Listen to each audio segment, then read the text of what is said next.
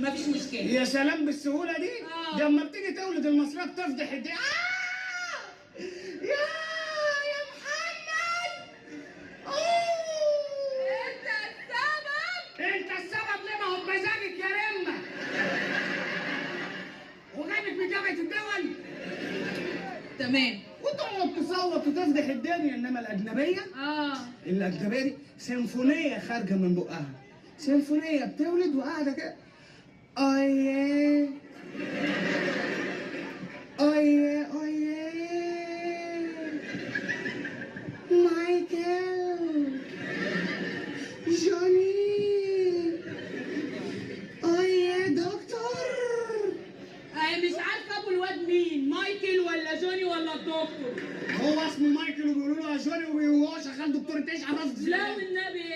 ايوه. طب لعلمك بقى يا حبيبي الاجنبيه دي اول ما بتولد ابنها بتتصور معاه سيلفي وما تشوفوش الا هو عنده 16 سنه، لكن المصريه تولد وترضع وتكبر وتدرس وانت نام بتشخر. المصريه بترضع ايه؟ ده العيال بيرضع بيمشي في الشارع عامل كده. دلوقتي العيال بتنزلي شوف العيال في الشوارع دلوقتي ماشيين من غير بناطيل في الشارع.